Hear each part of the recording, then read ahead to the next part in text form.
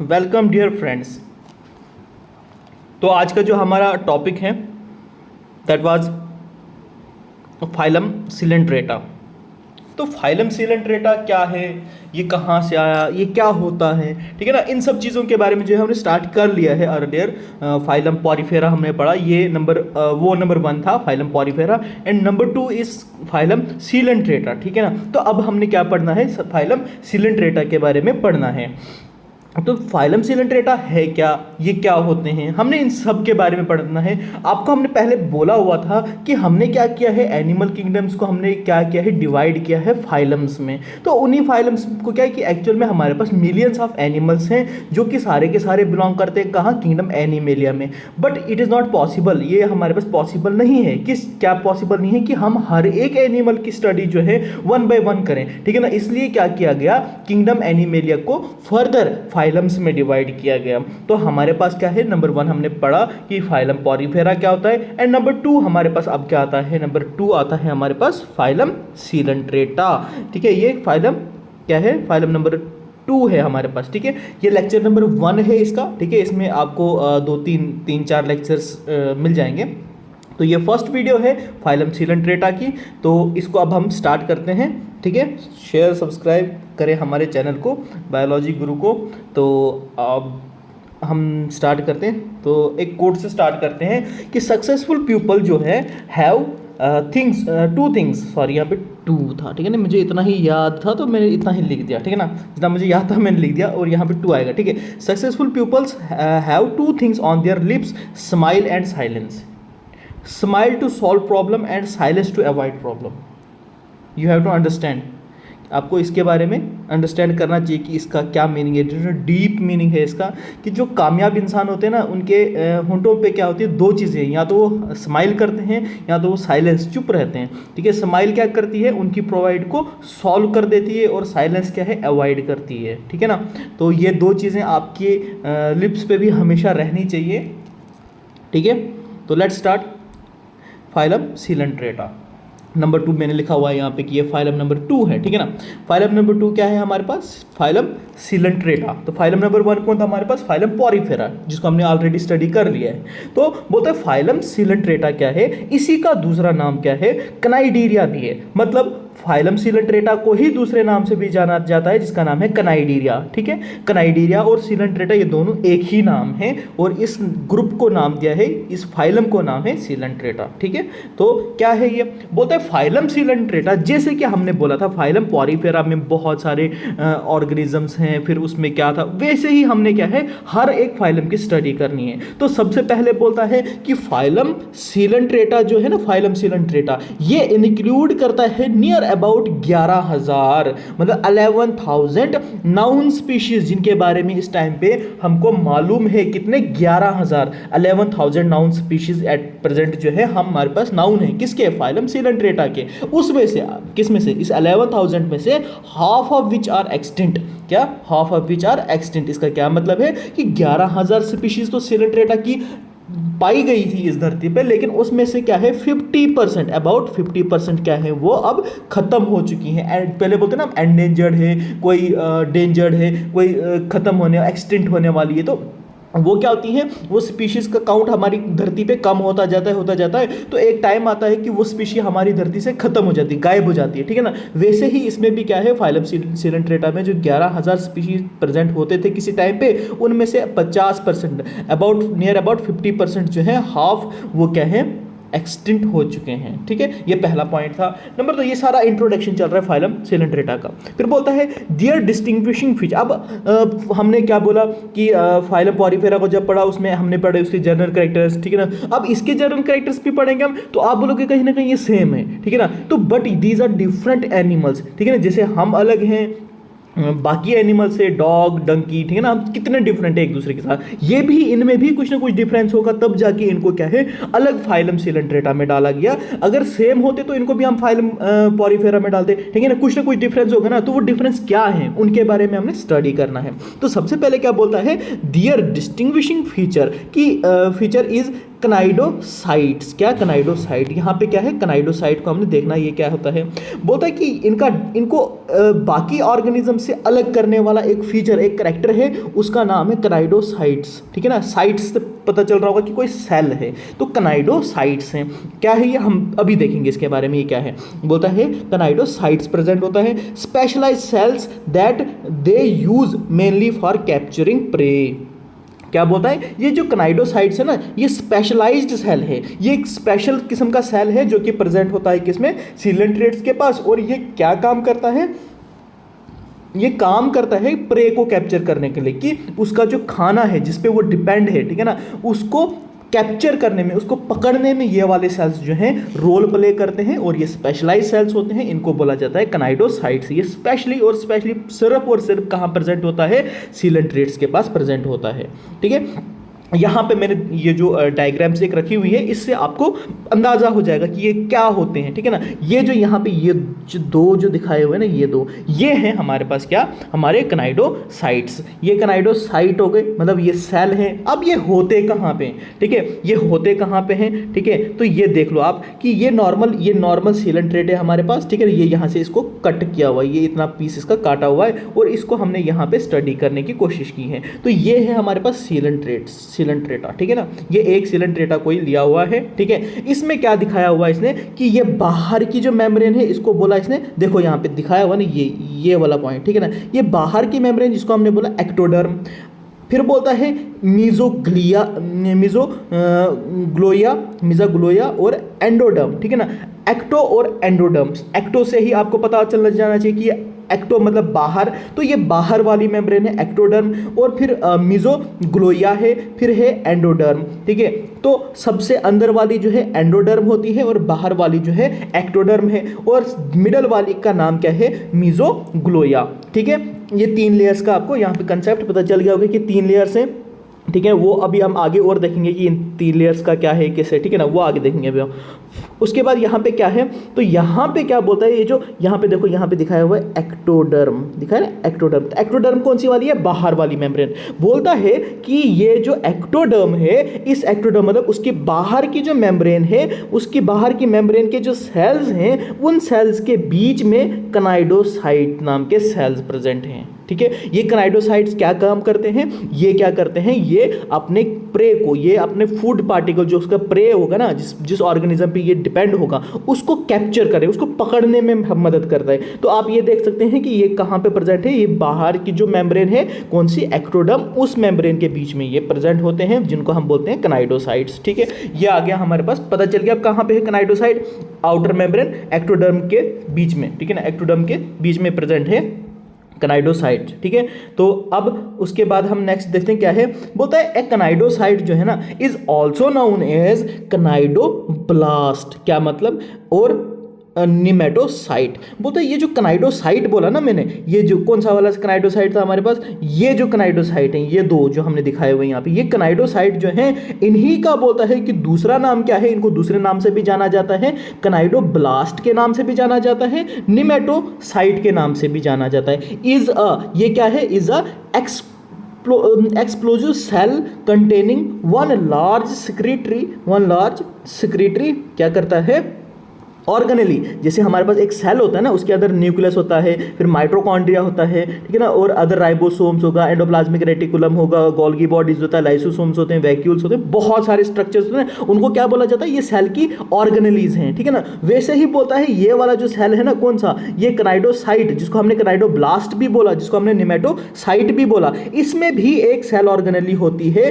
Large होती है, size में बड़ी होती है, जिसको क्या कहा जाता है, कनाइडोसिस्ट। साइट नहीं बोला जाएगा, इसको सिस्ट बोला जाएगा। सिस्ट क्या है, ये एक कनाइडोसाइट है, ये CYTE साइट है, और इसके अंदर एक आप लार्ज ऑर्गेनेली है, इसको बोला जाता है सिस्ट, कनाइडोसिस्ट।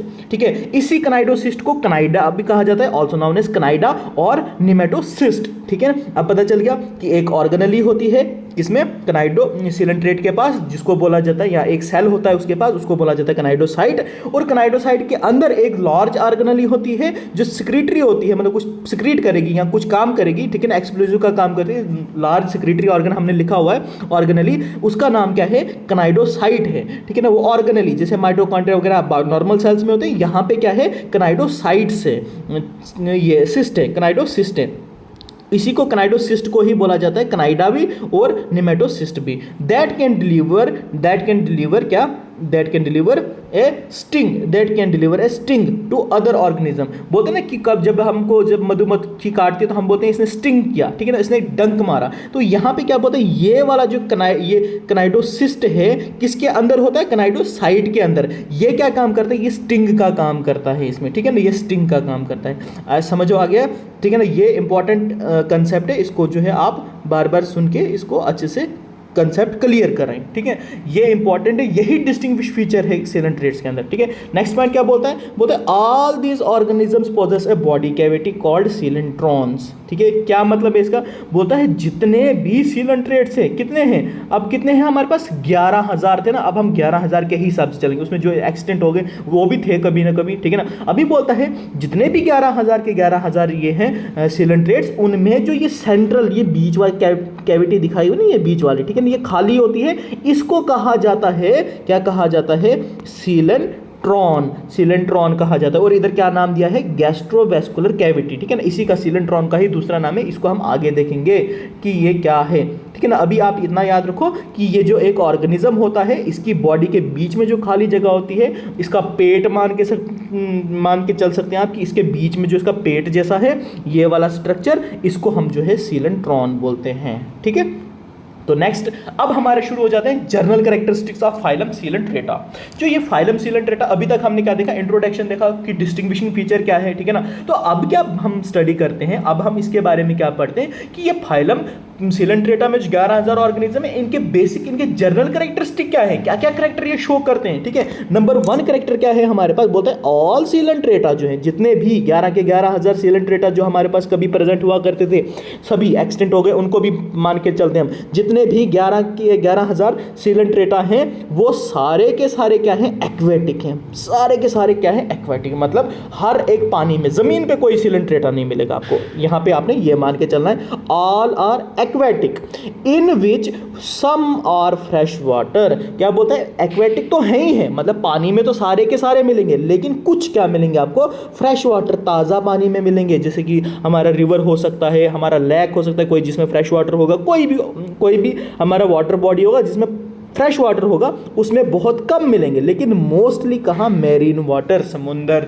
हमारे जितने भी हैं उनमें पाया जाएगा। क्या बोलता है, क्या बोल रही है कि जितने भी सिलेंट्रेट्स हैं, यहाँ सिलेंट्रेटा है, कनाइडीरियंस हैं, वो सारे के सारे क्या हैं, एक्वेटिक हैं। और कहाँ पाए जाते हैं, मोस्टली मैरीन वाटर में पाए जाते हैं, बट सम क्या है, कहाँ, फ्रेश वाटर में भी पाए जाते हैं, ठीक है। यहाँ पे ये पिक में मैंने दिखाया हुआ है कि 1 2 3 4 5 6 7 ये इतने टाइप से मैंने सिलेंट्रेट्स दिखाए हुए हैं, ठीक है ना। आपको यहाँ से अंदाज़ा हो जाएगा कितने ब्यूटीफुल ऑर्गेनिजम्स हैं ये, है ना। तो आपको खुद देख के पता चल जाएगा कि कितना ब्यूटीफुल कलर शो करते हैं, कितनी स्पेसिफिक इनकी बॉडी है, क्या ब्यूटीफुल स्ट्रक्चर बनाया हुआ है। आप इतना ही जानते हैं कि हमारे आसपास कितने जो है एनिमल्स हैं, ये मंकी है, डॉग है, बाकी जितने भी हैं हम उनको देखते हैं, हमको लगता है कि बस इतनी ही दुनिया है, लेकिन ये देखो आप कितने ब्यूटीफुल ऑर्गेनिजम्स हैं, और ये भी हमारी तरह क्या है, एक लिविंग ऑर्गेनिज्म है।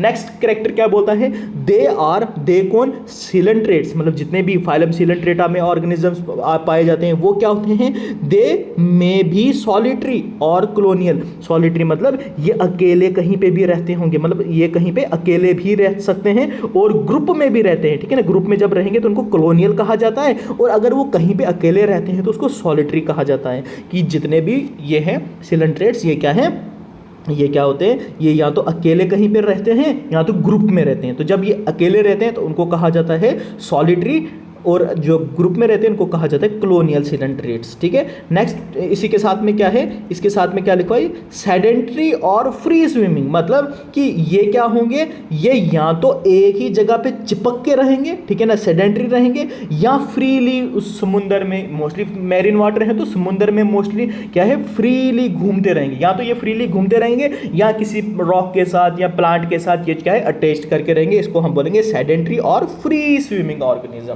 ठीक है, नेक्स्ट वन,